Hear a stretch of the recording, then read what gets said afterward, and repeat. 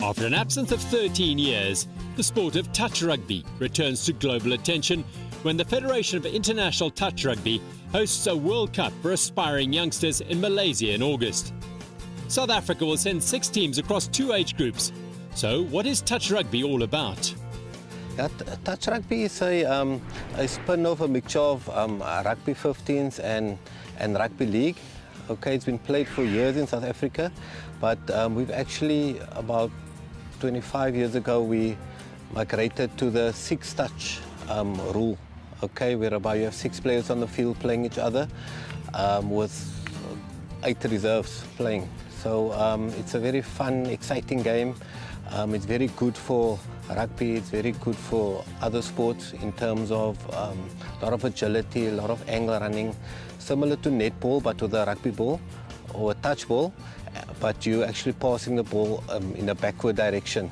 The players love it, they get quickly addicted to it, they play lots of games all week, right through the year. 15s and 7s rugby have many similarities but are intrinsically different and are played according to vastly differing sets of rules. Touch rugby is a further step away and is played to rules that bear some resemblance to both. So, how does this sport work? When people think about it, or when they initially start talking about it, they equate it similar to 7s, but you have 6 people on the paddock, as I said, but they play in a 50-meter width and a 70-meter length. So it's quite a lot of space out there for you to attack. It's played by men, women, and we also have a mixed category. You'll find that teams like Australia, they've just won the ladies 7s tournament now in Australia, and they get picked out of the touch rugby scene or touch rugby leagues to play for Australia, because not many countries play rugby, but they use touch rugby now as a means of development and also for talent identification, to pick up new players with existing skills.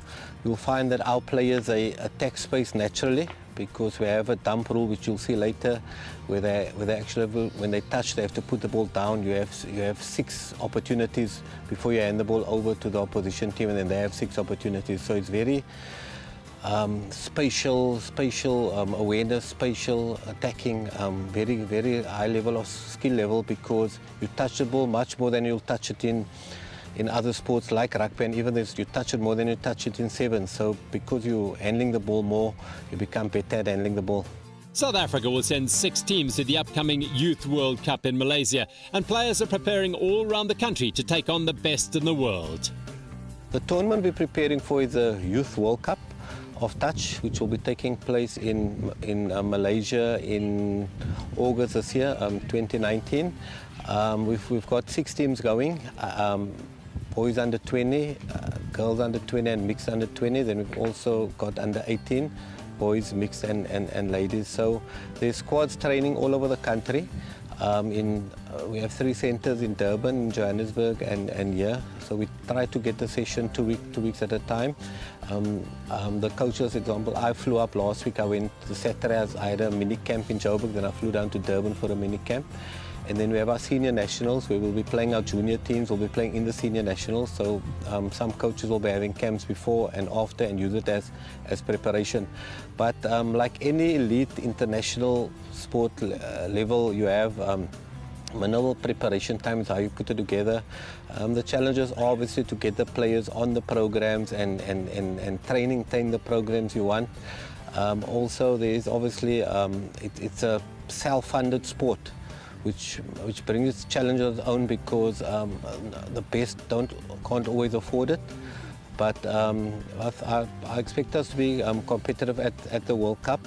We are ranked 3rd in the world overall, and there's a lot of countries participating. In particular, the Asian teams, they're very good, like your Singapore, Malaysia, Japan, they're very good. Australia, New Zealand, who's been dominating touch since its existence. But we should put up a good showing based on the fact that we've had a junior structure for the last 10 to 12 years. When we started, a bit longer, even 15 years when we started junior touch formally, and that kick-off of return of investment will be displayed in Malaysia.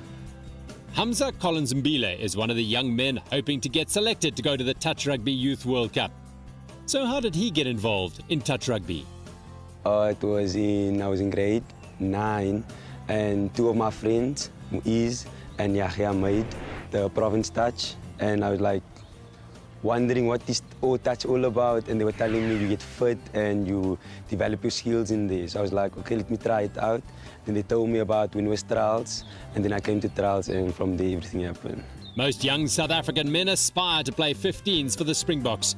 But touch rugby has a special attraction that grabbed Hamza's attention early on.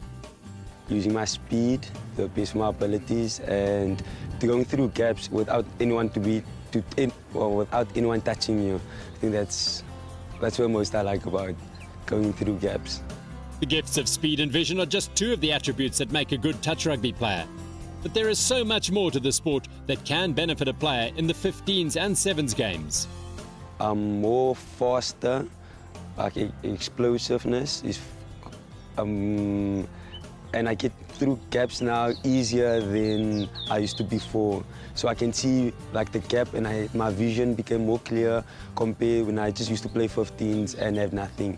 And it's more fun because it's like part of my off-season training as well, that I do play touch. It just keeps me active, that in just summers I just stay at home and do nothing. Be it in a park during a lunch break or on the school playground, touch rugby is played by everyone, young boys and girls, old men and women, fit or unfit. You'll find a place in a touch rugby team.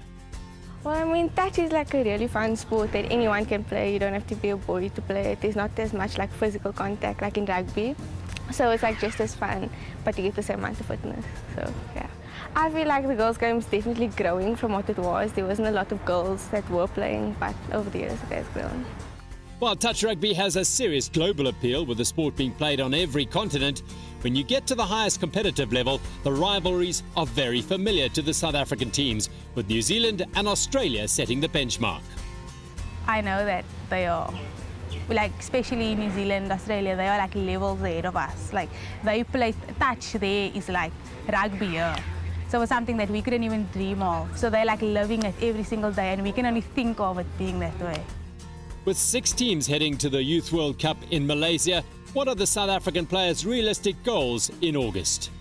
I think for South Africa, as Junior World Cup, first time going in like a while, I think it would be amazing for us to at least place, like getting first, second or third. I don't expect us to win first time. If we could, it would be great, but we start small, mini victories. For me, my mindset is I want to win the World Cup because it's a great opportunity. But most people are saying that no, when we get like teams like in New Zealand, Australia, it's going to be tough teams. But for me, I'm training hard as I can. Hopefully, I want to verse those teams and show them what we from Cape Town, South Africa, what we have and what we can do as well. Without a professional setup, touch rugby is a wonderful social and recreational sport. But with teams competing at World Cups, it's gaining a big following in South Africa. The state of our game, there has been a good growth spurt from time to time. Every time we have spurts, like it started as just a senior team, but we've had more association that has formed, and then we've moved into the junior ranks, like under 21 and 19, but we've moved on to under 17, under 15. There are plans in place in the future to go more on the primary school level. So the state of the game, it is growing, but like any sport, there are opportunities. A big opportunity is obviously financial investment into the youth, especially into the female sport. I think as South Africans, we need to do more for our female gender to get them more active. But in our sport, when you go to nationals, it's a 50-50 split. You have the same amount of girls teams as boys teams, and that's the way we want it. We wish all 6 of our teams going to Malaysia in August the very best of luck as they take on the best teams in the world in the Touch Rugby Youth World Cup.